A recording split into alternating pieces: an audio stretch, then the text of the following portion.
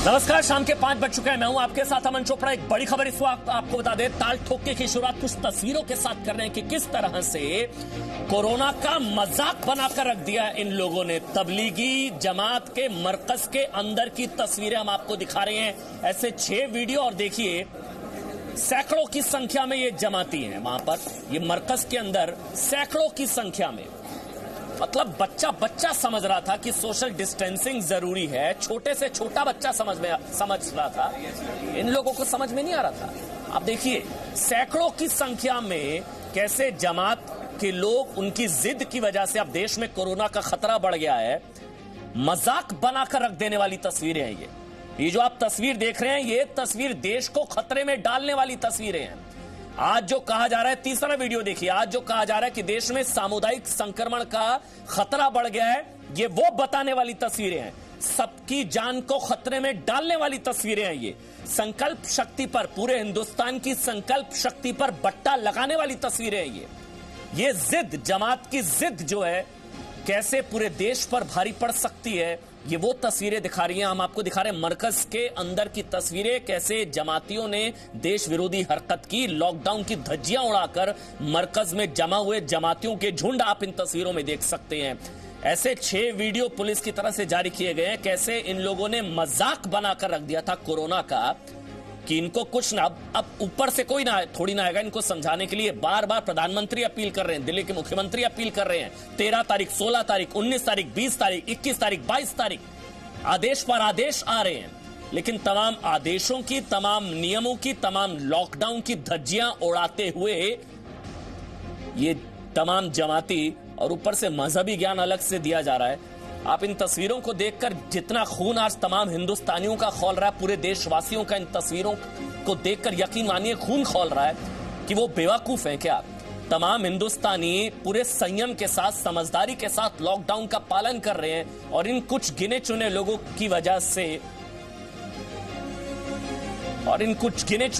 वजह से आज देश में सामुदायिक संक्रमण का खतरा बढ़ गया है। इसी पर बहस करेंगे कि देश में कोरोना की कितनी जमात। लेकिन आपको आज मोहम्मद साद का वो बयान जरूर हम सुनाना चाहेंगे शुरुआत में, उसको ध्यान से सुनिएगा, क्योंकि ये लोग कह रहे थे हम लोग फंस गए, लापरवाही थी, चूक थी, गलती से फंस गए। लेकिन ऐसा नहीं है। जो मोहम्मद साद कह रहे हैं कि डॉक्टर के चक्कर में क्यों पड़े हैं भैया, डॉक्टर्स के चक्कर में मत पड़िए, मस्जिदों को आबाद करने का समय है। आप हैरान हो जाएंगे सुनकर कैसे सोच समझकर इन लोगों ने कोरोना फैलाया। सुनिए मोहम्मद साद को। ये मौका अल्लाह ताला से माफी मांगने का होता है। ये मौका इसका नहीं है कि आदमी महज डॉक्टरों की बातों में आकर नमाजें छोड़ो जी, मुलाकातें छोड़ो, मिलना जुलना छोड़ो। क्यों नहीं यकीन करते? 70,000 पैसे मेरे साथ हैं, फिर भी बीमारी आ गई कि जब अल्लाह ताला ने मेरी ये बीमारी मुकद्दर कर दी, तो मैं किसी डॉक्टर किसी दवा को साथ रखकर कैसे बच सकूंगा?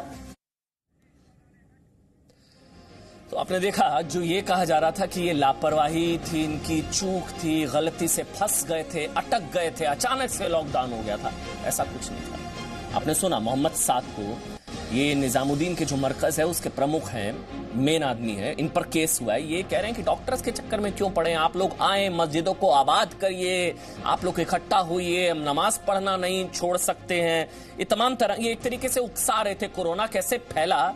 ये लापरवाही नहीं, एक तरीके का षड्यंत्र क्यों ना कहा जाए इसको, क्योंकि अब तो ये लोग, खबरें आ रही हैं कि ये लोग थूक भी रहे हैं, पथराव भी हो रहा है, मस्जिदों में विदेशियों को छुपाया भी जा रहा है। मेरे साथ डॉक्टर संबित पात्रा बीजेपी के राष्ट्रीय प्रवक्ता हैं, जफर सरेशवाला मुस्लिम स्कॉलर मेरे साथ हैं, तहसीन पूनावाला पॉलिटिकल एनालिस्ट हैं, TR Kakkar x police commissioner Delhi police, वो हमारे साथ है, वसीम रिजवी साहब हैं, शिया वक्फ बोर्ड के अध्यक्ष हैं, और शोएब आलम जमई भी हैं, इंडियन मुस्लिम फाउंडेशन के अध्यक्ष हैं, और आम आदमी पार्टी से संजीव झा भी हमारे साथ है। लेकिन सबसे पहले डॉक्टर संबित पात्रा, 6 वीडियो जारी किए गए, तो अब ये इन लोगों का प्लान था क्या ये? क्योंकि 5 साल छोटे से छोटे बच्चे को भी समझ में आ रहा था कि सोशल डिस्टेंसिंग करिए, समझ जाइए, इतनी अपीलें हो रही हैं। ये लोग तो तमाम नियमों की धज्जियां उड़ा रहे थे। इसी वजह से सामुदायिक संक्रमण का खतरा बढ़ गया देश में। देखिए अमन भाई, आपने भी आज बहुत अच्छी एनालिसिस की है, क्योंकि जिस प्रकार से आपने जो एंगल दिखाया है कि ये केवल कोई लापरवाही नहीं है, ये सोची समझी चाल और एक षड्यंत्र लगता है। बिल्कुल सही है, ये षड्यंत्र लगता है। कैसे लगता है, मैं भी एक एक करके गिनाता हूं। आप देखिए जिस प्रकार ये जो साध है, मौलाना साध है, ये कोरोना में खाद पानी डाल के अब ये साध जो है ये गायब हुआ पड़ा है, ये भागा पड़ा है। अगर ये चाहते तो ये अपने आप को सरेंडर करते, ये उत्तर देते कि कहां कहां कौन सा फॉरेनर गया है, लोग कहां कहां गए हैं, कहां कहां एडमिट कराया गया है। और 1810 लोगों को क्वारंटाइन में रखा गया, आइसोलेशन में रखा गया है। तो टोटल 2346 लोगों को मरकज से निकाला गया था। 120 लोग टोटल जो अभी तक आए हैं, उसमें 112 जैसे मैंने बताया अस्पतालों में हैं। 5 लोगों को अस्पताल से छुट्टी मिल चुकी है, 2 लोगों की मौत हो चुकी है और 1 व्यक्ति जो है वो सिंगापुर चले गए थे शुरू में। अब जो इम्पोर्टेंट चीज है समझने वाली, इसकी क्या दिल्ली में कोरोना तेजी से फैलता जा रहा है, वो ये पता चलेगा कि जो एक आदमी है वो आगे कितने लोगों को इन्फेक्ट कर रहा है। 120 में से 49 लोग, 49 लोग ऐसे हैं जो विदेशों से आए थे, वहीं से कोरोना लेके आए थे। 24 लोग मरकज मस्जिद से निकले हैं। 29 ऐसे हैं जो कांटेक्ट में आए हैं, जो फॉरेन से लोग आए थे, उनके परिवार के लोग 29 लोग निकले हैं। इसको हम लोकल ट्रांसमिशन कहते हैं। लेकिन उनसे आगे नहीं फैला अभी कोरोना, तो कम्युनिटी ट्रांसमिशन में नहीं गया है। 18 लोगों की अभी और जांच चल रही है। तो अभी भी मैं यही कहूंगा कि अभी कोरोना दिल्ली में उस तरह से फैलने नहीं लगा है। स्थिति अभी नियंत्रण में नजर आती है। आज मैंने डॉक्टर्स के साथ जो कोरोना के मरीजों की जांच कर रहे हैं, उन डॉक्टर्स के साथ वीडियो कॉन्फ्रेंसिंग की थी, उनका शुक्रिया अदा किया था। आप सब लोगों की तरफ से मैंने, दिल्ली के अपने सब लोगों की तरफ से, देश के लोगों की तरफ से मैंने उनका शुक्रिया अदा किया था। डॉक्टर्स का, नर्सेज का, सफाई कर्मचारियों का, और भी जितने लोग वहां पे कोरोना के मरीजों की सेवा कर रहे हैं, वो बहुत बड़ा काम कर रहे हैं। इस टाइम इतनी खतरनाक बीमारी में उनके बीच में रह के उनकी सेवा करना बहुत बड़ी बात है। आप सब लोगों की तरफ से, पूरे देश के लोगों की तरफ से मैंने उनका शुक्रिया अदा किया था और उनको भरोसा दिलाया था कि उनके लिए और उनके परिवार के लिए जो भी बन पड़ेगा हम करेंगे। और आप लोगों की तरफ से। तो दिल्ली के मुख्यमंत्री अरविंद केजरीवाल को आप सुन रहे थे। समझ, आप अपनी बात कंप्लीट करिए। देखिए, आपने जो मूल प्रश्न पूछा था कि क्या ये षड्यंत्र है या इसी प्रकार कोई लापरवाही है, अब तो धीरे धीरे बात साफ होती जा रही है और षड्यंत्र की तरफ ही उंगली उठ रही है। अगर ये जो मौलाना साद है, अगर ये मौलाना साद चाहते तो आज वो कानून के सामने आते और बताते कि कहां कहां ये सारे लोग गए हैं हिंदुस्तान के किस कोने में, और ट्रेस करने में पुलिस की मदद करते। आज वो छुप गए हैं, भाग गए हैं। आखिर क्यों? अगर षड्यंत्र नहीं है तो क्यों भागे हैं? नंबर 1। नंबर 2, आपने मौलाना जी के ऑडियो को सुनाया, केवल आपने ही नहीं पूरे हिंदुस्तान के सभी चैनल में सुनाया है। ये मौलाना कह रहे हैं कोरोना जो है मुसलमानों को बांटने की साजिश है, मुसलमानों को अलग करने की साजिश है, इससे बिल्कुल डरना नहीं है। जो अगर मौत आती है तो मस्जिद में आए, इससे पाक मृत्यु नहीं हो सकती है। और उसी डॉक्टर पे भरोसा करना है जो डॉक्टर अल्लाह ताला को मानता है, वरना किसी भी डॉक्टर को मानना नहीं है और कोरोना से डरने की जरूरत नहीं है। नंबर 2। नंबर 3, अभी आप देखेंगे न्यूज चैनल दिखा रहे हैं कि बिहार के अंदर, तमिलनाडु के अंदर कई ऐसी जगहों पे जिन मस्जिदों में मरकज के लोगों को छुपाया, अहमदाबाद के अंदर जिन मस्जिदों में मरकज के लोगों को छुपाया गया था, जब पुलिस उनके पास जाती है उन मस्जिदों में ताकि इन लोगों का टेस्टिंग किया जा सके, केवल पत्थरबाजी नहीं, मधुबनी में उन पुलिस के ऊपर फायरिंग की गई है। आखिर फायरिंग क्यों? पुलिस क्या किसी को मारने जा रही है? पुलिस आपको लाके आपकी कोविड-19 टेस्टिंग कराएगी, आप बीमार हैं तो आपको भर्ती कराएगी, आपको आइसोलेट करेगी ताकि आपकी जान बचे, आपकी परिवार की जान बचे, आपकी समाज की जान बचे और देश की जान बचे। इसमें पुलिस क्या खराब काम कर रही है? पुलिस को से मारने की कोशिश कर रही है। और मैं अंत में 10 सेकंड में एक बात और कहूंगा, ये षड्यंत्र कोई आज का नहीं है। ये षड्यंत्र बहुत पहले से सोचा जा चुका था, क्योंकि वीसा रूल्स जो लोग मिशनरी पर्पज से आते हैं उनको मिशनरी वीजा लेके आना होता है। 500 लोग ऐसे बाहर से आते हैं, कई देशों से आते हैं, इंडोनेशिया, श्रीलंका, बांग्लादेश, और ये सारे टूरिस्ट वीजा पे आते हैं। पूछूंगा भाई, आपकी सरकार, इंटेलिजेंस आपकी, अगर ये षड्यंत्र है भी तो ये आपकी नाक के नीचे ये कामयाब हो गए क्या इतना आसानी से? हमारी आपकी जान को खतरे में डाल दिया इन लोगों ने। जवाब दीजिएगा। एक बार मैं शोएब आलम जमई का कमेंट ले लेता हूं। शोएब आलम जमई, अगर ये षड्यंत्र नहीं है तो छिप क्यों रहे हैं, भाग क्यों रहे हैं, पत्थरबाजी क्यों कर रहे हैं? संबित बता रहे हैं मधुबनी में वहां पर गोलीबारी ये लोग कर रहे हैं, ये लोग थूक थूक कर कोरोना फैला रहे हैं। पता है ना क्या हुआ दिल्ली निजामुद्दीन? थूक कर कोरोना फैला रहे हैं, पत्थरबाजी कर रहे हैं, गोलीबारी कर रहे हैं, छिप रहे हैं, टेस्ट नहीं करा रहे हैं, भाग रहे हैं। क्यों कर रहे हैं सब?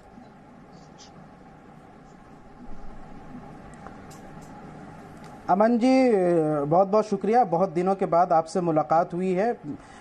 मुझे खबर मिली कि आप विदेश गए थे, वहां से आने के बाद आपने खुद को सेल्फ क्वारंटाइन किया, लेकिन मुझे पता नहीं आप छिपे हुए थे या फिर फंसे हुए थे, इसका अंदाजा मुझे नहीं है। मैं बता देता हूँ। बहरहाल आज आपसे अच्छा लगा। शोएब सुन लीजिए, देखिए, पत्थरबाजी नहीं करी थी मैंने जी, ना मैंने गोलियां चलाई थी, टेस्ट कराया था, नेगेटिव आया था। आपकी तरह भागता नहीं फिर रहा था, आपके जमातियों की तरह।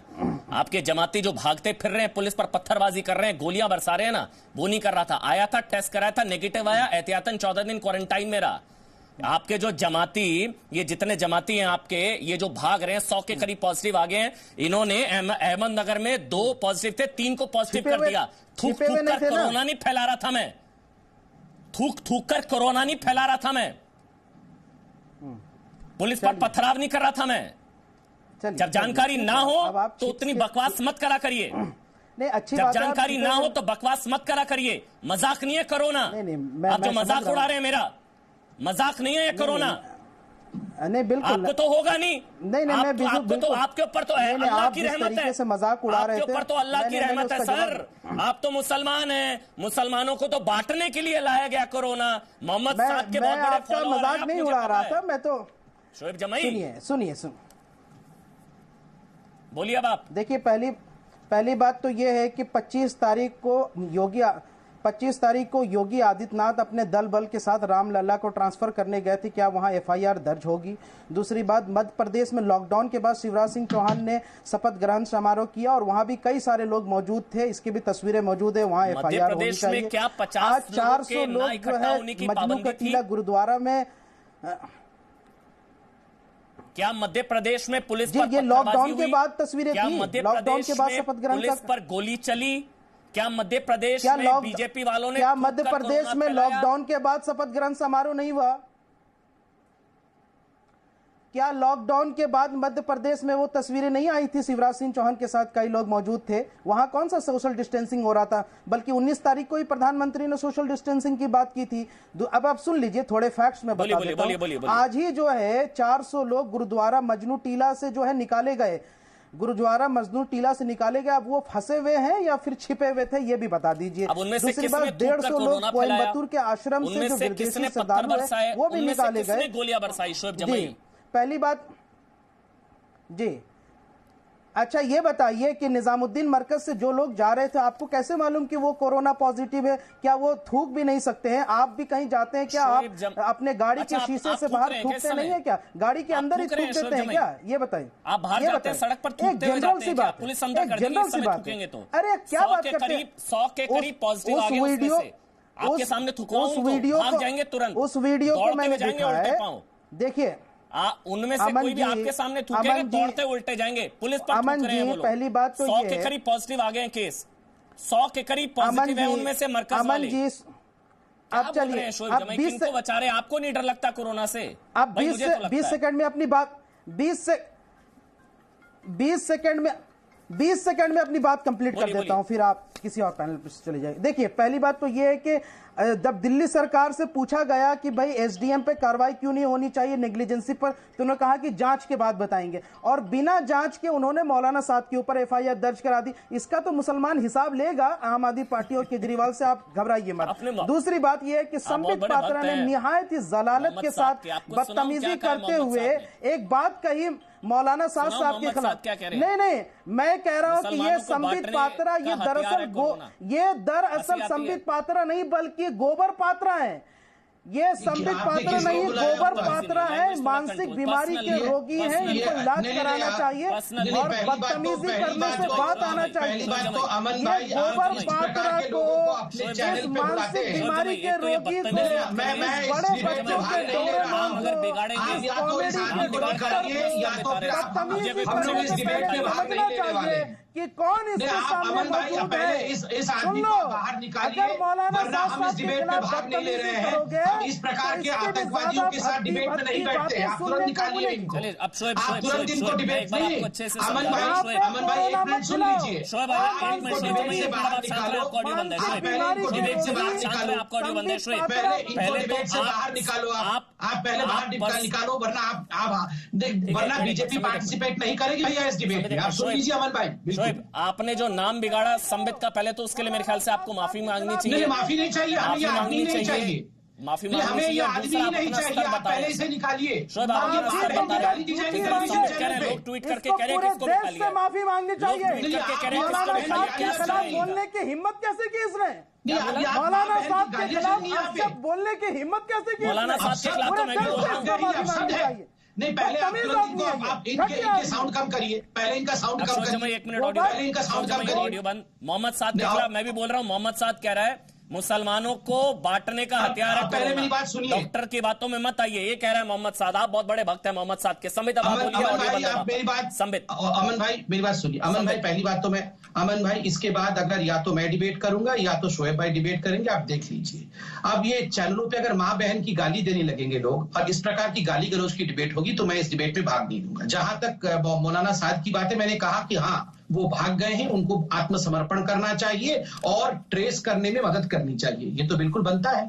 वो क्यों फरार है, क्यों भागे हुए हैं? भागना उसी का काम होता है जो षड्यंत्रकारी है।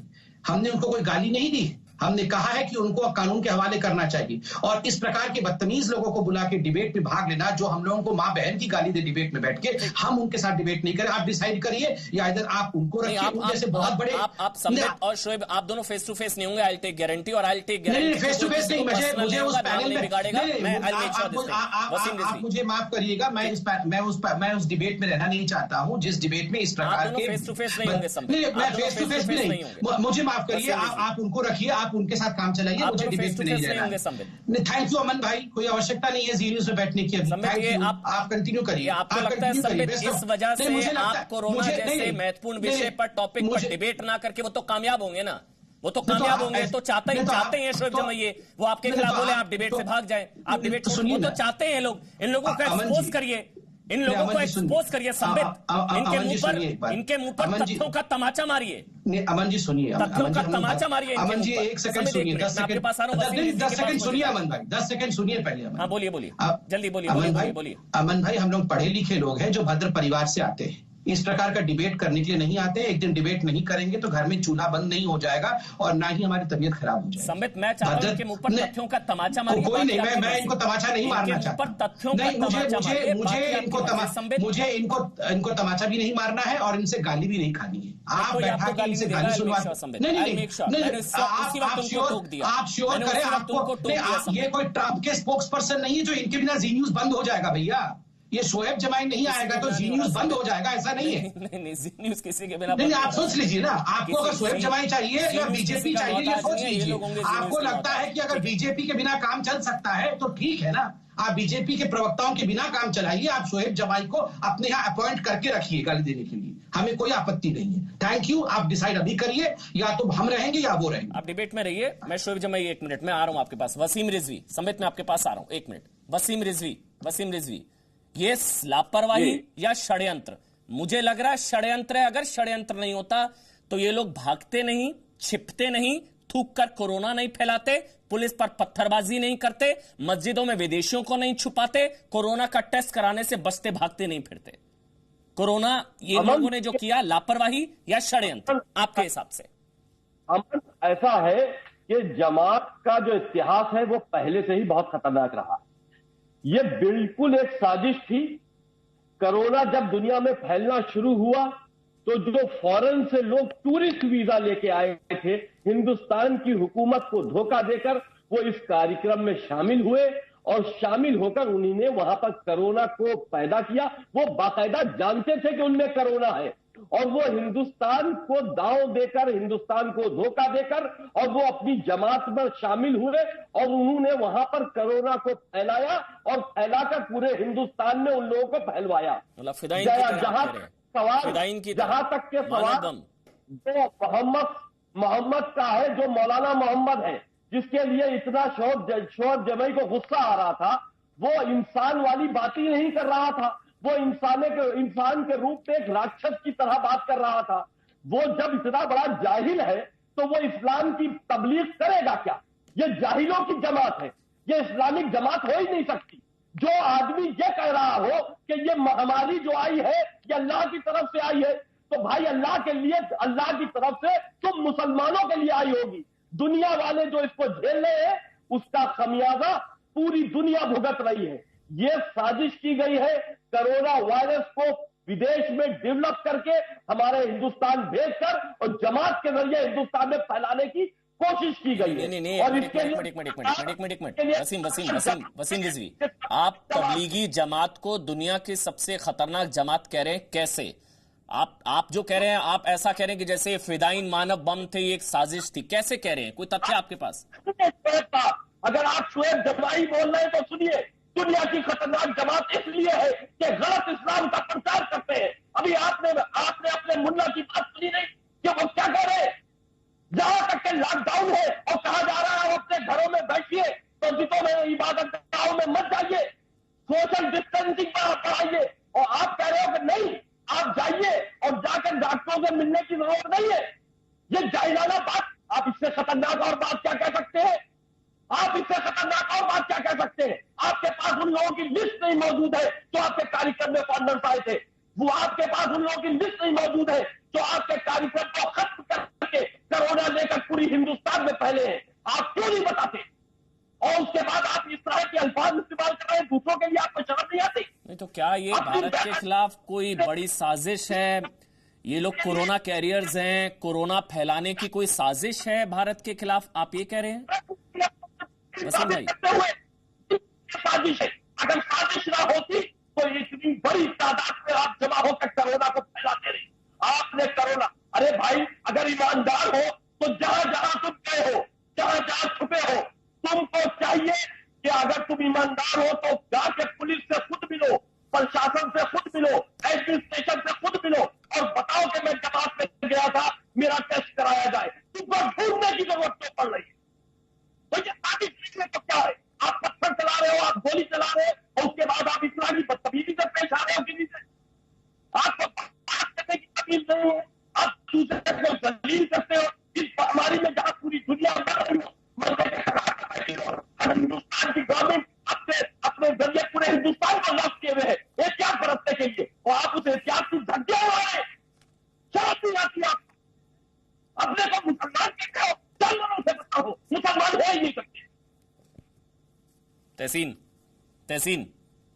तहसीन, आपको भी लगता है ये साजिश है, षड्यंत्र है, और ये सब प्लान्ड एक तरीके से भारत के खिलाफ साजिश, जैसा वसीम रिजवी कह रहे हैं, कोरोना कैरियर्स, कोरोना फैलाया जा रहा है। अहमदनगर में 2 को पॉजिटिव केसेस थे, इन्होंने जाकर 3 को पॉजिटिव कर दिया। मधुबनी में इन लोगों को पुलिस वहां पर गई, डॉक्टर्स गए, उन पर पत्थरबाजी की गई, एम्बुलेंस घुसने नहीं दिए जा रहा, क्वारंटाइन, मतलब ये लोग वहां डिसइंफेक्टेंट डालने जा रहे हैं, लोग कह रहे हैं एंटी इस्लामिक है। ये तो लग रहा है ना भाई कोई षड्यंत्र है, ऐसा लग रहा है। आपको क्या लग रहा है?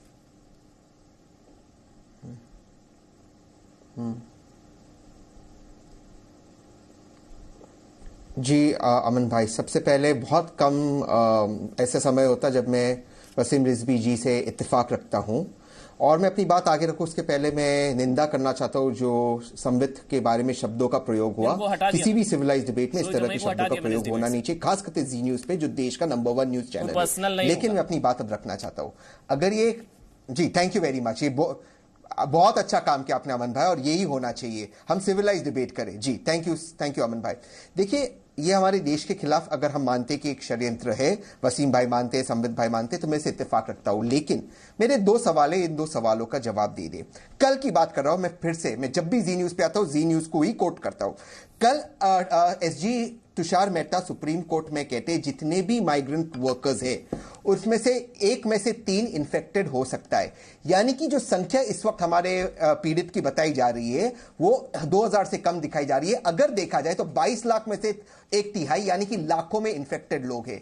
तो क्या इस झूठ के लिए, इस गलत आंकड़े के लिए हेल्थ मिनिस्टर को भी एक आतंकवादी माना जाए, षड्यंत्र माना जाए?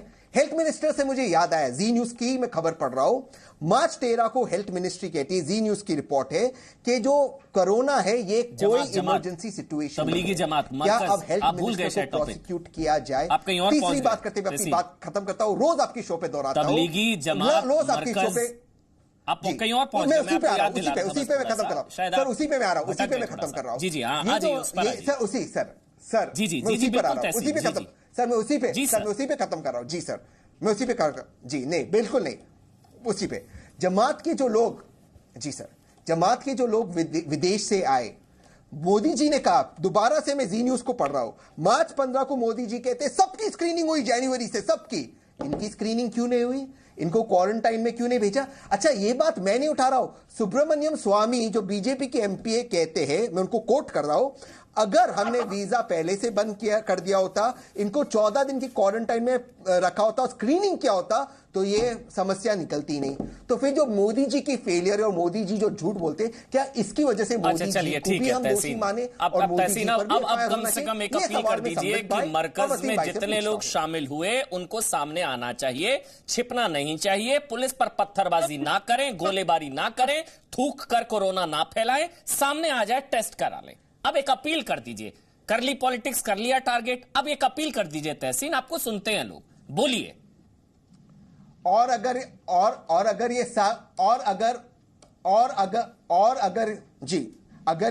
ये लोग सामने नहीं आए, अमित शाह जी से अपील करता हूं, डंडे मारकर इनको बाहर लाए और सबके सामने इनको डंडे लगाए। और मैं डंडे मारने वाले काम कर रहे हैं क्या ये लोग? मेरे भाई, कल डंडे मारने वाले काम कर रहे हैं, जिसमें मैं बहुत श्रद्धा रखता हूं, वहां पर एक महाआरती हुई, डंडे खाने वाले काम कर रहे हैं और इसकी भी निंदी कराई जाए। तहसीन, आप कह रहे हैं डंडे खाने वाले काम कर रहे हैं लोग? मारना चाहिए पुलिस को, इनको डंडे मारना चाहिए। डंडे खाने वाले काम कर रहे हैं लोग, बाहर निकालो इनको, इनकी प्रॉपर्टी सीज करो। तबलीगी जमात के लोग डंडे खाने वाले काम कर रहे हैं तहसीन पुलावाला के हिसाब से। प्रॉपर्टी सीज करो, बिल्कुल कर रहे, गलत कर रहे। और इसके साथ ये बहुत बढ़िया, कोरोना के खिलाफ लड़ाई कोई धर्म विशेष की नहीं है, वो सबसे सेकुलर वायरस है। अगर कोई कोरोना सबसे सेकुलर है, ये हिंदू को भी होगा, मुसलमान को भी होगा। बहुत बढ़िया तहसीन, बहुत बढ़िया तहसीन। कोई डंडे खाने वाले काम कर रहे हैं, तहसीन पूनावाला भी कह रहे हैं और पूरा हर देशवासी कह रहा है, क्योंकि तहसीन भी लॉकडाउन को फॉलो कर रहा है, मैं भी लॉकडाउन को फॉलो कर रहा हूं, और इन कुछ लोगों की वजह से हम सबकी जिंदगी जो है, हम सबकी जान को खतरे में डालने का काम इन लोगों ने किया है। टीआर कक्कड़ साहब, फॉर्मर दिल्ली पुलिस कमिश्नर हमारे साथ हैं। टीआर कक्कड़ साहब, क्या लगता है आपको, क्योंकि यह भी कहा जा रहा है कि पुलिस की तरफ से भी लैप्स था, 24 तारीख को लिखा पुलिस को, पुलिस की दूरी 18 मीटर की है, मतलब चंद कदम दूर पुलिस थाना, निजामुद्दीन पुलिस थाना, क्या कोई पुलिस की तरफ से कोई लैप्स आपको नजर आता है सर?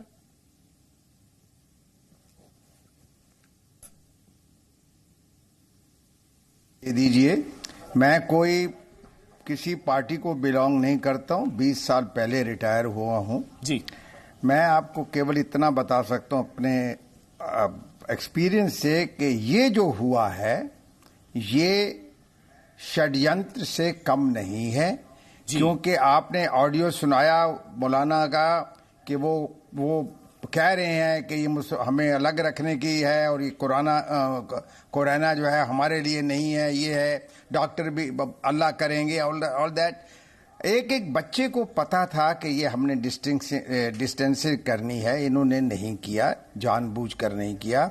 वो लोग जो बाहर से आए जिनको कोरोना था उसके बारे में बताया नहीं, विदेशियों के बारे में बताया नहीं, ये सब चीजें एक है। दूसरा, आपने कहा, आपने खास प्रश्न किया कि पुलिस की भूमिका इसमें क्या होनी चाहिए थी, क्या रही है। तो ये एक पुलिस है, एसडीएम है, आपने देखा एसएचओ उनको कितने प्यार से समझा रहे हैं, वो नहीं समझने की कोशिश कर रहे हैं।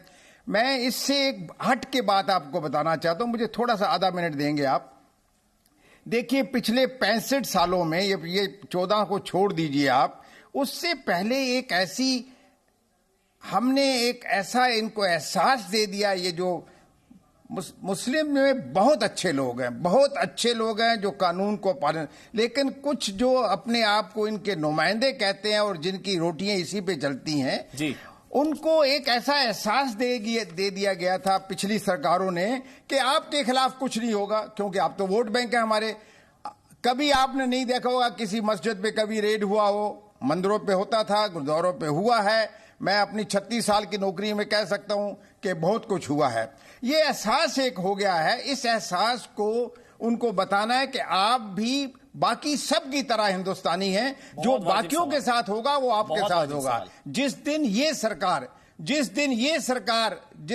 सरकार उनको ये एहसास दिला देगी, आप देखेंगे ये हर चीज बिल्कुल बंद हो जाएगी और कानून का पालन किया जाएगा। कक्कड़ साहब, कानून का पालन होगा।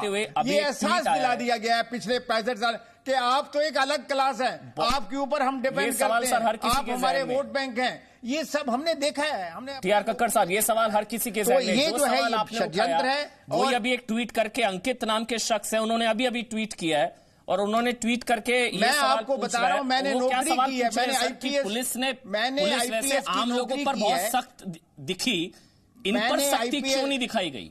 अमन एक आधा मिनट सख्ती दिखाई, अमन एक आधा मिनट मुझे, मैंने अमन जी, मैंने 36 साल आईपीएस की नौकरी की है और मैंने झेला इसको खुद। आज वो समय आ गया है जब इन सबको बताया जाए, इनको एहसास दिलाया जाए कि आप भी एक भारतीय हैं, जो बाकियों के साथ होगा वो आपके साथ होगा। ना कोई आपको स्पेशल प्रिविलेज दें, ना आपको कोई, जिस दिन आप ये सरकार ये कर उसके बाद समिट में आपके पास आ रहा हूं, मोहम्मद साहब, बहुत सारी समस्याएं हल हो जाएंगी, का बयान भी आपको सुनाएंगे। संजीव झा आपके पास, उसके बाद समिट में आपके पास आ रहा हूं। संजीव झा, आपको भी लगता है कि कोई अपीजमेंट वाला एंगल इसमें भी है कि इनको कोई छूता नहीं, इन पर कोई हाथ नहीं डालता, इनसे कोई पंगा नहीं लेना चाह रहा, वोट बैंक है इसलिए लोग, क्योंकि जगह जगह कार्रवाई, पुलिसिया डंडे हमने भी देखे, बड़ी सख्ती दिखाई पुलिस ने, और ठीक जो लॉकडाउन को फॉलो नहीं करेगा ठीक, लेकिन इन पर कोई सख्ती नहीं दिखा पाता। एसएचओ साहब समझा रहे हैं इनको, पुलिस समझा रही है, आपके ऑर्डर्स, दिल्ली सरकार के ऑर्डर्स की धज्जियां उड़ाई जा रही हैं, आपको भी नहीं पता लग रहा है या तो शायद। संजीव नहीं, मैं नहीं मानता कि कोई अपीजमेंट की पॉलिटिक्स है या ये जांच से परे हैं। आपको याद होगा पी चिदम्बरम गृह मंत्री हुआ करते थे, ऐसी मरकज की जांच की गई थी, 2 दिन के लिए बंदी की गई थी, ऐसे ढेरों एग्जाम्पल। देखिए, मेरा यह मानना है मरकज में जो कुछ भी हुआ वो सरकार के ऑर्डर का वायलेशन भी था और एक बहुत बड़ा अपराध हुआ है। पूरा देश लॉकडाउन है, सब अपने अपने घर में आइसोलेट थे। अगर इनके कारण कोई कम्युनिटी स्प्रेड होता है तो उसके जिम्मेदार साद साहब होंगे और मरकज के लोग होंगे। लेकिन मेरा एक और निवेदन है कि मैं देख रहा हूं कि इसको फिर आप कौम से बात कर रहे हैं। एक आदमी का नेग्लिजेंस या एक आदमी की बेवकूफी से पूरी कौम इसमें नहीं आता। मुझे यह लगता है कि इस देश के मुसलमान बहुत मजबूती से प्रधानमंत्री जी के फैसले के साथ खड़ा है। मंदिर के साथ सारे मस्जिद भी बंद है, मंदिर और मस्जिद में बार बार कई सारे पैनल्स के, मैंने तो बोला मरकज में जितने जमाती ये जो भाग रहे हैं वो जिम्मेदार। मैंने कब बोला देश का मुसलमान नहीं खड़ा? देश का मुसलमान मेरे से ज्यादा पालन कर रहा है लॉकडाउन। पैनल में ये हिंदू मुस्लिम का एंगल नहीं है। पैनल मैं बस वही क्लियर कर रहा हूं, पैनल में कई सारे लोग, ये ऐसा लग रहा है बातों से, मुझे नहीं लगता कि कोई बहुत बड़ी लगना चाहिए, गलत है, कोई हिंदू मुस्लिम नहीं हो रहा है यहाँ कोई बहुत, बस मैं वही क्लियर कर रहा हूं कि इस देश के मुसलमान भी उतने ही भारतीय हैं जितना कहने की जरूरत नहीं है। संजीव जी, 137 करोड़ भारतीय, 137 करोड़ भारतीय आज प्रधानमंत्री जी के लॉकडाउन के फैसले के साथ खड़ा है। मुझे ये लगता है कि आज मरकज के कारण, मैं ये मानता हूं कि पूरे देश में कम्युनिटी स्प्रेड करने का एक चिंता है और यही कारण है कि दिल्ली सरकार ने फैसला लिया और एफआईआर करने की भी बात कही है।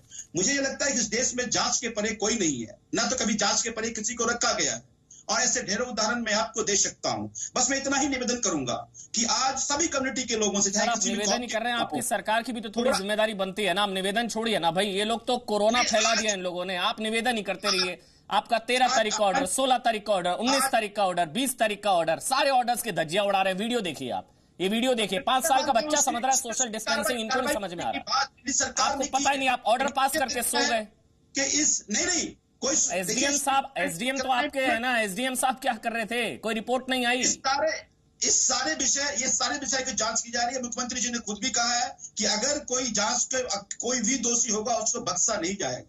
बस मेरा इतना ही, अब नहीं बख्शेंगे। जो फैला दिया उनका क्या, जो फैला दिया, किसी की लापरवाही तो है ना। अब कार्रवाई होगी, अब नहीं बख्शा जाएगा। भाई 100 पॉजिटिव हो गए हैं, 24 दिल्ली में पॉजिटिव, 7 से 8 लोगों की मौत हो गई। संजीव जी, अब करके क्या?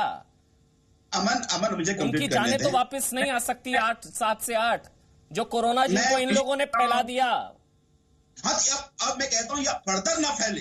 ये जो जहां लोग गए हैं, मैं इनसे निवेदन भी करता हूँ कि अब आप अपने पुलिस थाने में जाइए, आप खुद बताइए। जाग जाते तो नौबत नहीं आती। बस मैं ये कहने की कोशिश कर रहा था कि जान संकट में है तो पहले जाग जाते ना आप लोग। आपके एसडीएम, आपकी सरकार, जिम्मेदारी आपकी भी है सर, जवाबदेही आपकी भी है। टीआर कक्कड़ साहब, मैं आपके पास आ रहा हूं। पर मोहम्मद साद का, मोहम्मद साद जिनको जमई साहब बचा रहे थे और कई लोग बचा रहे हैं, वो शायद उनको सुनना चाहिए। मोहम्मद साद किस तरह से कोरोना फैलाने के लिए उकसा रहे हैं कि डॉक्टर्स की मत सुनिए, आइए मस्जिद, आइए मस्जिदों को आबाद करिए। सुनिए आप ध्यान से। बस इस वक्त की जरूरत यह है कि एक तो मस्जिदों का आबाद करो, वरना अल्लाह की जात पर यकीन न रखने वालों की चालें और उनकी स्कीमें वो मुसलमान को बीमारी से बचाने के बहाने से उन्हें तरकीब नजर आ गई कि मौका है ये मुसलमानों को अमल से रोकने और बखेरने का, ताकि इनके दिलों में हमेशा के लिए ये बात बैठ जावे कि भाई। आपसे जो मैंने पहले पूछा था कि अगर आपने कहा ये लापरवाही नहीं, ये साजिश है, षड्यंत्र है, अगर है तो ये कामयाब कैसे हो गए? जवाबदेही तो आपकी है ना। देखिए अमन भाई, इससे पहले कि मैं पूरे एक पट पे आऊं, इस प्रश्न का उत्तर दूं, एक बात मैं बहुत सेंसिटिवली कहना चाहता हूं। शुरू में जब आपने शोएब जमाई, अभी तो है नहीं, अच्छी बात है आपने उनको निकाल दिया, आपने उनसे पूछा, उन्होंने आपके ऊपर निशाना साधते हुए कहा कि आप तो फॉरेन गए थे, आप तो इंडिया में आए, छुप के बैठे थे क्या? पहले तो मैं आज आपके शो में आपको सैल्यूट करता हूं। जिस प्रकार का रिस्पॉन्सिबल बिहेवियर अमन चोपड़ा ने दिखाया है, मैं जनता को कह रहा हूं, यही रेस्पॉन्सिबिलिटी, आप फॉरेन गए थे, आप इंडिया में आए, आपको कहा गया कि आप क्वारंटाइन में रहें, आपने अपने परिवार की जान, उनकी हिफाजत की, देश की हिफाजत की, दिल्ली की हिफाजत की। यही रेस्पॉन्सिबिलिटी होता है। कोरोना कोई किसी कोरोना से ग्रसित लोगों, संक्रमित लोगों से डरने या उनको तिरस्कृत करने की आवश्यकता नहीं, मगर हमारी सोशल रिस्पॉन्सिबिलिटी क्या है ये समझना हमें आवश्यक है। ये कहना कि डॉक्टरों को मत सुनो, ये कहना कि कोरोना से कुछ नहीं होगा, ये मुसलमानों को बांटने के बनाया गया है, ये गलत बात है। दूसरी बात, जहां तक षड्यंत्र और आपने कहा कि हमारी सरकार क्या कर रही थी, वाजिब प्रश्न है। देखिए, सरकार ने अभी देखा है कि जो मिशनरी वीजा के अंतर्गत इन लोगों को आना चाहिए था, उसको उन्होंने बॉयकॉट करते हुए, उसका उन्होंने कहीं ना कहीं दरकिनार उसे करते हुए ये लोग टूरिस्ट वीजा में आए। ये कह के आए कि हम तो कहीं और टूरिस्ट के रूप में जा रहे हैं, और आए ये मरकज में। आज सरकार ने इन सबको बैन किया है। आज सरकार ने ये बैन कर दिया है कि ये फर्दर अपने जीवन काल में कभी भी भारतवर्ष में नहीं आ सकते हैं। पूरी तफ्तीश हो रही है। और देखिए, आपने देखा होगा कि एसएचओ साहब ने, एसीपी साहब ने किस प्रकार से दिल्ली पुलिस के न केवल इनके ऊपर एक तरह से अपील भी इनको किया, इनके ऊपर कड़ी से कड़ी बात करने की भी, एक्शन लेने की बात भी कही। एसडीएम के पास भी इनको भेजा गया है। देखिए, एक सोशल रिस्पॉन्सिबिलिटी, हम सब कुछ डंडे बरसने से नहीं होते सब। उसके बाद वसीम दीजिए। संबित 23 तारीख को हाथ जोड़कर अपील कर रहे हैं एसएचओ साहब। 23 तारीख को अपील हो रही है, मतलब 22 तारीख को जनता कर्फ्यू, 13 तारीख का ऑर्डर, 16 तारीख का ऑर्डर, 19 तारीख का ऑर्डर, 20 तारीख का ऑर्डर, 3 तारीख को प्रधानमंत्री ने कह दिया होली नहीं बनाएंगे। पूरे देश ने होली नहीं बनाई। यहां जलसे, मजमे और जमातें बैठ रही हैं, और एसएचओ साहब अपील कर रहे हैं हाथ जोड़कर आप लोग हट जाइए। इन पर तो कार्रवाई तभी होनी चाहिए थी। अभी अंकित ने जो सवाल पूछा, जो टीआर कक्कड़ साहब ने कहा कि आम आदमी पर पुलिस की सख्ती दिखी, इन पर सख्ती क्यों नहीं होती भाई? ये कानून से ऊपर थोड़ी ना है। नहीं, बिल्कुल देखिए, ये आपका वाजिब प्रश्न है। कक्कड़ साहब ने बहुत अच्छी, क्योंकि वो 36 वर्षों तक आईपीएस रहे हैं, किस प्रकार के ऑर्डर्स उनको ऊपर से आए होंगे, उन्होंने आज बिना उसका खुलासा करते हुए बहुत सटल तरीके से समझाया। और मैं मानता हूं कि धीरे धीरे इस प्रकार के सोच में बदलाव आने लगा है। और बिल्कुल तहसीन भाई ने सही कहा, डंडे मारने चाहिए थे। और मैं कहता हूं कि भविष्य में आप देखेंगे, क्योंकि एक मरकज था, एक कॉन्ग्लोमरेशन था, पुलिस ने कोई हाथ भी नहीं जोड़े हैं। पुलिस की एसीपी को मैं सुन रहा था, बहुत सख्त शब्दों में कहा है कि आप खाली करिए, आप किस प्रकार की जहालत कर रहे हैं, ये सब पुलिस के एसीपी ने कहा है। उसके बावजूद भी इंटेंशन देखिए। और आप इस देखिए, मैं आपको एक बड़ी बात बताता हूँ, यहाँ पर जो मौलाना बैठे हैं, वो मौलाना, आप ये चलाइए वीडियो, ये मौलाना जब कहते हैं कि अभी सब लोगों के जाने के बाद केवल 1000 लोग रह गए हैं, उनको निकालना है। कल जब इनको खाली किया गया है, 2431 लोग थे उसके अंदर। मतलब ये जो मौलाना है वो झूठ बोल रहे हैं पुलिस से कितने लोग उसके अंदर हैं। अब बताइए, एक एक आदमी की पुलिस जाके काउंटिंग करेगी, थोड़ी रिस्पॉन्सिबिलिटी तो हमारी है। मैं एक छोटी सी बात कह के एंड करता हूं। और अभी आम आदमी पार्टी के प्रवक्ता ने कहा कि इसको हिंदू मुस्लिम ना किया जाए। कोई इसे हिंदू मुस्लिम नहीं कर रहा है, मगर मुझे तकलीफ तब भी हुई जब कल एक मुसलमान समाज से बहुत लिबरल व्यक्ति, जैसे तहसीन भाई एक बहुत लिबरल व्यक्ति है, वैसे ही एक बहुत लिबरल व्यक्ति है, गायक है जिनका नाम है जावेद अख्तर। जावेद अख्तर साहब ने ट्वीट किया कि मैं इस लॉकडाउन का समर्थन करता हूं और मैं चाहता हूं कि दारुल उलूम से एक फतवा निकले, देवबंद से एक फतवा निकले कि मस्जिदों को बंद रखा जाए।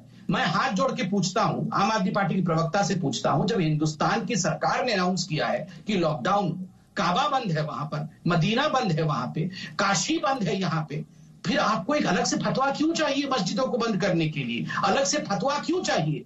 क्या फतवा बड़ा है या भारत का संविधान बड़ा है? ये सवाल मैं पूछ रहा हूं। वसीम रिजवी, सवाल तो मेरे ख्याल से ये भी संजीव जी जवाब दीजिएगा। तहसीन आपके पास आ रहा हूं। वसीम रिजवी, अब इनके खिलाफ कोई फतवा नहीं निकलेगा क्या? जमात के खिलाफ कोई फतवा निकलना चाहिए ना भाई। ये लोग तो गैर इस्लामिक काम कर रहे हैं। दूसरों की जान को खतरे में डालना अपनी अज्ञानता की वजह से या साजिश षड्यंत्र की वजह से गैर इस्लामिक है ना। तो इन जमातियों के खिलाफ फतवा निकलना चाहिए ना, तबलीगी जमात के खिलाफ फतवा। इनके खिलाफ अमन जी, इनके खिलाफ फतवा देगा कौन? फतवा देने वाले यही लोग हैं। अब अपने खिलाफ तो फतवा देंगे नहीं। और दूसरी चीज ये कि हिंदुस्तान में फतवों की कोई वैल्यू नहीं है। ये सिर्फ अपनी कट्टरपंथी मानसिकता दर्शाने के लिए इस तरह के स्टेटमेंट दिया करते हैं, जिसकी जो आम मुसलमान है, जो पढ़ा लिखा मुसलमान है, वो इनके फतवों की कोई वैल्यू समझता ही नहीं। अब रही बात, देखिए, जहां तक के पॉलिटिकल मामला है, अब बेहतर होगा, अभी जैसे कि हमारे जो डिबेट पे लोग पैनल में मौजूद है, पॉलिटिकल बात की गई, गुजारिश इस बात की है कि ना तो किसी भी पार्टी से इसको जोड़कर मत देखा जाए। जब देश के प्रधानमंत्री ने हाथ जोड़कर देशवासियों से अपील की कि देखिए ये बहुत बड़ी महामारी है, इसके लिए सतर्क रहिए, जो सोशल डिस्टेंसिंग है उसको बना के रखिए, होली नहीं बनाई जाएगी, ये नहीं होगा, वो नहीं होगा, और जब नहीं माने तो लॉकडाउन कर नहीं। लेकिन ये काबा मक्का मदीना से भी ऊपर है क्या सर? जो अभी संबित ने बोला काबा मक्का मदीना, ये उनसे ऊपर है ये लोग। काबे, अमन जी, काबे मदीने तब जाओगे जब जिंदा बचोगे। ये आफत हिंदू और मुसलमानों के लिए नहीं है, सबके लिए।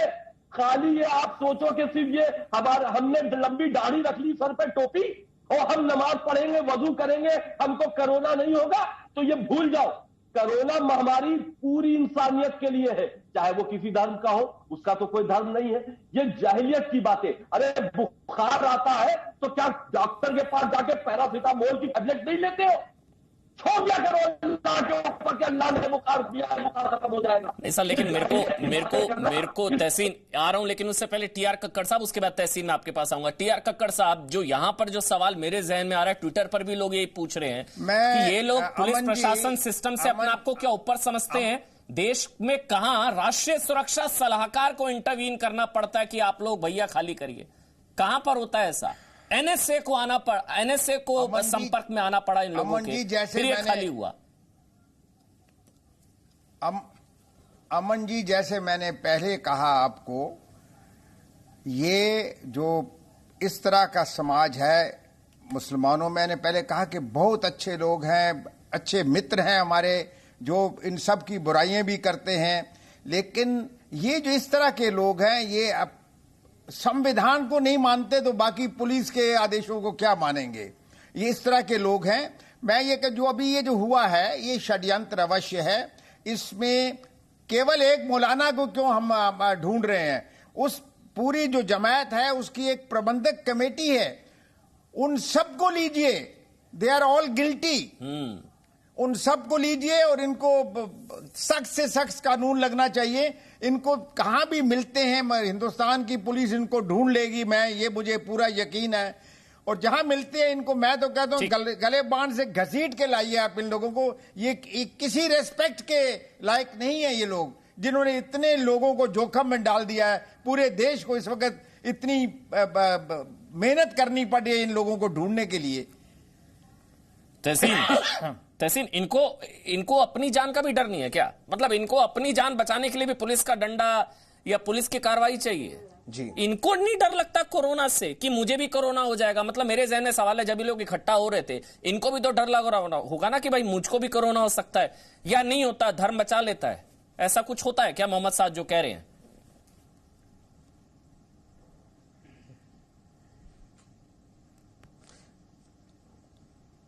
मुझे पता नहीं अमन भाई, क्योंकि मैं तो साइंस का व्यक्ति हूं, तो धर्म तो बचा नहीं सकता।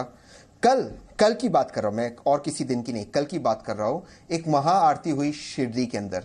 मैं उम्मीद करता हूं कि संबित भाई उसको भी कंडेम करे और कहे उन पर भी कार्रवाई की जाए।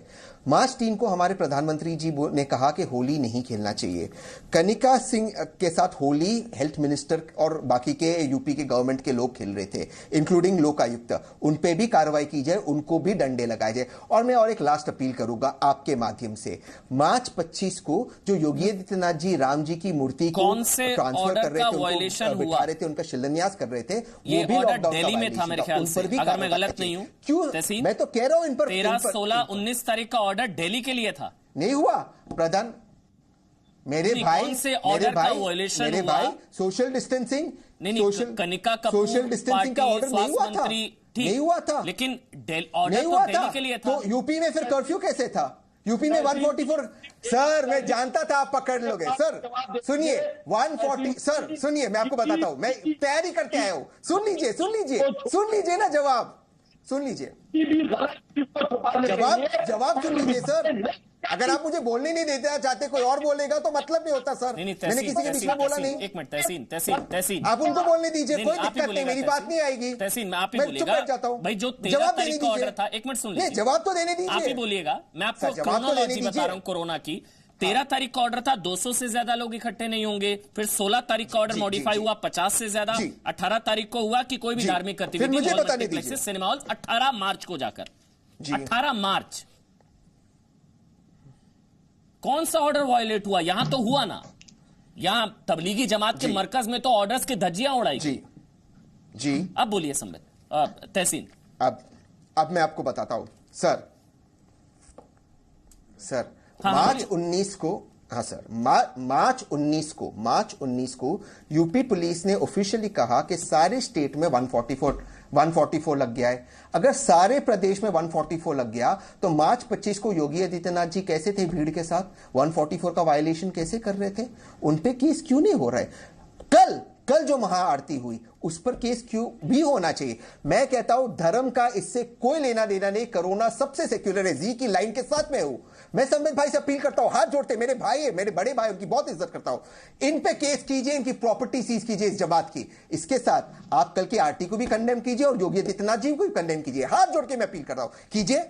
चले आज करते हम, मैं कर रहा हूं, संबित भाई भी कीजिए। नहीं, जो भी ऑर्डर को वायलेट करेगा, जो भी सोशल डिस्टेंसिंग को फॉलो नहीं करेगा, उसको क्रिटिसाइज करने में किसको डर है? गलत है तो गलत है, बात खत्म। संबित, कोई भी सोशल डिस्टेंसिंग को फॉलो नहीं करेगा, कोई भी कोरोना फैलाने का जरा सा भी कंट्रीब्यूशन करेगा, उसको क्रिटिसाइज करने में किसको? तो बोलिए योगी जी गलत थे, बोले संबित भाई। हाँ, मैं इसका जवाब देता हूं। पहली बात तो है, देखिए कनिका कपूर के खिलाफ भी FIR हुआ है। जहां तक योगी आदित्यनाथ जी की बात कर रहे हैं, ये राम मंदिर में रामलला जी को स्थानांतरित करना, ये कोर्ट का ऑर्डर है, टाइमलाइन के अंदर स्थानांतरित होना चाहिए। ये एक बहुत बड़ा विषय है और इसमें उन्होंने किसी प्रकार के ऑर्डर को भंग नहीं किया। बहुत कम लोगों के अंदर सोशल डिस्टेंसिंग को रखते हुए केवल स्थानांतरित किया गया। नंबर 3, दिल्ली में आप देखिए, मैं पूरा टाइमलाइन बताता हूं। 12 तारीख को एपिडेमिक एक्ट लगा, पूरे देश में एपिडेमिक एक्ट नहीं लगा था, दिल्ली में 12 मार्च को एपिडेमिक एक्ट लगा। 13 को 200 लोगों का मजमा नहीं हो सकता था, 16 मार्च को 50 लोगों का, 19 मार्च को 20 लोगों का और 21 मार्च को 5 लोगों का। और ये जो तकलीफी जमात हुई थी, तबलीगी जमात जो हुई थी, ये 1 तारीख से लेकर 15 तारीख तक हुआ था। अर्थात 12 दिन तक ये सब कानूनों को धज्जी लगाते हुए, उसको ताक पे रखते हुए ये पूरा जमात बैठा हुआ था। नंबर 1। नंबर 2, देखिए वॉटर बाउंड्री का समय नहीं है। अगर कोई भी मंदिर का पंडा भी ये कहेगा कि कोरोना से मत डरो, कोरोना हिंदुओं को अलग करने की साजिश है, तो मैं कहता हूं उस मंदिर के पुजारी को गिरफ्तार करना चाहिए, बिल्कुल करना चाहिए। अगर कोई भी मंदिर का पुजारी इस प्रकार से भड़काएगा, अगर मौलाना भड़काता है तो मौलाना को गिरफ्तार करना चाहिए। इसमें हिंदू मुसलमान करने की कोई आवश्यकता नहीं है। मगर मैं बार बार कह रहा हूं, अभी भी जिन मस्जिदों में इंडोनेशिया से, मलेशिया से आए हुए ये तबलीगी लोग छुपे हुए हैं, उनको बचाने की कोशिश ना हो। और बहुत सारे ऐसे मस्जिदों का नाम, बिजनौर में मस्जिद, मेरठ में ऐसे मस्जिदों का नाम, पटना में ऐसे मस्जिदों का नाम सामने आ रहा है जहां बहुत सारे लोगों को छुपा के रखाया जा रहा है। क्यों छुपाना चाहते हैं? जो लोग कोरोना पॉजिटिव है उनको छुपाया क्यों जाए? वसीम रिजवी शायद बेहतर बताएंगे। वसीम रिजवी, विदेशियों को मस्जिदों में क्यों छुपाया जा रहा है भाई? अगर कुछ मन में चोर नहीं है, मस्जिदों में क्यों इनको छुपाया जा रहा है? वही मस्जिदों का इस्तेमाल हो रहा है जो कट्टरपंथियों की मस्जिदें हैं। जाहिर सी बात है कि यहां पर भेदभाव वाली बात है। अरे भाई, वो मुल्ला आए इसीलिए थे, अब क्योंकि यहां पर अब महामारी उनके लिए कोई बड़ी बात नहीं है, क्योंकि फिर वही बात है, हम मुसलमान हैं, हमको कैसे हो सकता है भाई? आप क्यों नहीं समझते अमन भाई? आपको हो जाएगा, हमको नहीं होगा, हम अल्लाह को मानने वाले हैं, आप नहीं मानते हो। तो जब ये मानसिकता है तो फिर वहां के जो मौलवी जो बाहर से आए हैं वो एक मिशन के तहत आए थे। अब मिशन जो था वो जल्दी ओपन हो गया, कार्रवाइयां जल्दी हो गई, वो अपने भाग नहीं पाए, इसलिए अब उनको छुपाने की जिम्मेदारी भी यही के गद्दार लोगों की होगी ना, यही के देशद्रोहियों की तो होगी ना। अगर जो उनको छुपा रहा है वो गद्दार नहीं है, देशद्रोही नहीं है, तो आप उसको किस श्रेणी में रखेंगे अमन भाई? मिशन क्या था? क्या मिशन था? मिशन उनका ये था कि हिंदुस्तान में कोरोना को डेवलप करके ले जाओ, भीड़ भाड़ में पैदा करो, अपने लोगों में फैलाओ। देखिए, उनके लिए मौत कोई बड़ी चीज नहीं है, उनके लिए तो यह है कि मरेंगे तो जन्नत में जाएंगे, तबलीग करके जाएंगे। अगर काफिरों को मार के गए या इस्लाम के दुश्मनों को मार के गए तो जन्नत जाएंगे। तो ये जन्नत की जो आस है, ये जो इन लोगों को सिखाया गया है, ये वही कर रहे थे। इन्हीं ने अपने लोगों को फैलाया और अपने लोगों को पूरे हिंदुस्तान में फैला दिया। आप देखे जाइए, अभी जो हालात अभी कंट्रोल में है, ये छुपे हुए थे। अगर के हमने इतनी सख्ती न की होती, हुकूमत ने इतनी जल्दी आके न खोली होती और इनको इस्लाम की ये बातें खुल के ना हुई होती, तो ये बहुत बड़ा नुकसान पहुंचाते। नहीं, हो सकता है जो वसीम रिजवी कह रहे हैं, हो सकता है जो वसीम रिजवी कह रहे हैं, मुझे शायद भरोसा ना होता अगर ये लोग साजिशन कोरोना ना फैला रहे होते, अगर ये लोग छिप नहीं रहे होते, अगर ये लोग पुलिस पर पथराव नहीं कर रहे होते, अगर ये लोग पुलिस पर गोलीबारी नहीं कर रहे होते, अगर ये लोग थूक कर कोरोना नहीं फैला रहे होते, अगर ये लोग विदेशियों को मस्जिदों में छुपा नहीं रहे होते। जो वसीम रिजवी कह रहे हैं, टीआर कक्कड़ साहब, संभावना प्रबल है ये मिशन, जो भी वो वसीम रिजवी कह रहे हैं। बिल्कुल बिल्कुल। ये देखिए, अगर ये लोग जो प्रभावित हैं इस वक्त, अगर वो छिप रहे हैं तो किसी साजिश से छिप रहे हैं। अदरवाइज क्या है, भारत सरकार जो भी जहां भी है, स्टेट गवर्नमेंट के, भाई अगर आपको कुछ बीमारी है, कुछ ऐसा है, आपका इलाज किया जाएगा, आप बाहर आ जाइए। जब वो नहीं आ रहे हैं तो ऑब्वियसली कुछ छिपा रहे हैं, और वो केवल वो नहीं छिपा रहे हैं, उनके जो प्रबंधक हैं वो भी छिपा रहे हैं, ताकि कुछ ऐसी चीज सामने ना आ जाए जिससे और बड़ा बवाल खड़ा हो जाए। आप लोग आइए, तो ये मैं या तो जमात को अपील करनी चाहिए कि जहां भी आप लोग हैं, जहां भी आप लोग हैं, आप बाहर आ जाइए, आप जाइए हॉस्पिटल्स में जाइए, वहां पर अगर आप टेस्टिंग करवाइए, क्वारंटाइन करना है वो करिए, या इलाज होना है तो वो हो जाइए, लेकिन इस तरह की कोई अपील नहीं आ रही है। ठीक है, मुझे वाइंड अप करना है संजीव झा, 30 सेकंड जा रहा है। मुझे वाइंड अप करना है संजीव झा, 30 सेकंड। आपको भी लगता है कि कोई कॉन्स्पिरेसी एंगल, कोई षड्यंत्र, साजिश? जल्दी से 30 सेकंड संजीव झा, मुझे वाइंड अप करना है, कंक्लूडिंग। देखिए, मुझे लगता है कि मैं निवेदन करता हूं, जो भी लोग जमात में आए थे सब लोग अपने अपने पुलिस स्टेशन जाएं, बताएं और क्वारंटाइन में रहें। मुझे लगता है कि देश में बहुत बड़ा संकट है और इसलिए कोरोना किसी को नहीं बख्शेगा। आप अपने परिवार में जाएंगे, अपने समाज में जाएंगे, ये उस जगह भी महामारी के तौर पर लेगा। तो मैं यही निवेदन करता हूं कि सबसे ऊपर उठकर इस देश को बचाने के लिए, 137 करोड़ भारतीय को बचाने के लिए ये करना चाहिए। मुझे लगता है कि एक आदमी की गैर जिम्मेदार हरकत, बेवकूफी के कारण आज देश संकट में है। पूरी जमात है, पूरी तबलीगी जमात है, पूरा फॉरेन, पूरा इंटरनेशनल नेटवर्क है इनका। एक आदमी नहीं है, एक आदमी नहीं है, 2500 लोग हैं, एक आदमी नहीं है, पूरा नेटवर्क है। समझिए इसको। बहुत बहुत शुक्रिया आप सबका। लेकिन जी न्यूज क्या मांगता है, ताल ठोक के कोरोना के खिलाफ अभियान को धार्मिक दृष्टिकोण से नहीं देखना चाहिए। ये कोई हिंदू मुस्लिम का मामला नहीं है, ये जितना हिंदुओं को प्रभावित करेगा उतना ही मुसलमानों को, उतना ही सिखों को, उतना ही ईसाइयों को। सबसे सेकुलर वायरस है ये किसी को नहीं बख्शेगा। हर कोई इसकी चपेट में आ सकता है, किसी को भी हो सकता है। कोरोना संक्रमण को रोकने के लिए पूरे देश को एक होना चाहिए। कोरोना आपदा से निकलना इस वक्त की सबसे बड़ी चुनौती है, जिसमें सभी को सरकार का सहयोग करना चाहिए। इस बीच एक और बड़ी खबर आपको बता दें, दिल्ली के निजामुद्दीन मरकज का सामने आया सच। निजामुद्दीन मरकज में झुंड बनाकर रह रहे थे जमाती, ये बड़ी खबर है। निजामुद्दीन मरकज के अंदर के 6 वीडियो सामने आए हैं। निजामुद्दीन मरकज से 2346 लोग अब तक निकाले गए हैं। हमारे साथ मनीष शुक्ला, जी मीडिया संवाददाता, इस वक्त हमारे साथ जुड़ चुके। मनीष, 2346 निकाले गए हैं, कितनों को क्वारंटाइन, कितने सस्पेक्ट? देखिए, जो 46 लोग हैं उसमें करीब 617 लोगों को हॉस्पिटलाइज किया गया है और इन लोगों के कुछ सिम्टम्स हैं जिसको चेक किया जा रहा है। बाकी सभी को क्वारंटाइन सेंटर में भेज दिया गया है, यानी संख्या आप समझ सकते हैं 1500-1600 लोगों को अलग अलग क्वारंटाइन सेंटर में रखा गया है। और जो सबसे बड़ी बात है कि हम वीडियो भी दिखा रहे हैं कि किस तरीके से इतने बड़े खतरे होने के बावजूद कैसे इस जो तबलीगी जमात के हमारे पीछे जो मुख्यालय है उसके अंदर कैसे जो लोग एक दूसरे के बिल्कुल करीब बैठे थे, एक साथ खाना खा पी रहे थे, एक साथ रह रहे थे और इनमें से कई जो संक्रमित थे, कईयों के पास से कोरोना पॉजिटिव केस निकला हुआ है। यह एक उससे बड़ी बात है अमन की पूरे देश भर में इस वक्त हमारी एजेंसीज टेस्ट करने में लगी हुई हैं। आज कैबिनेट सेक्रेटरी ने मीटिंग में ली है और कहा कि जो भी तबलीगी जमात से जुड़े लोगों को पता किया जाए बिल्कुल कहाँ गए हैं। ये शायद आजाद भारत के इतिहास में सबसे बड़ा तलाशी अभियान इस वक्त चल रहा है पूरे देश में। 19 राज्यों में ये सबसे बड़ा तलाशी अभियान चल रहा है। बार बार कह रहे हैं अगर आप उस मरकज में गए हैं सामने आइए, टेस्ट कराइए और क्वारंटाइन रहिए और सहयोग करिए सरकार का इस महामारी से लड़ने के लिए। छोटा सा ब्रेक लेते हैं।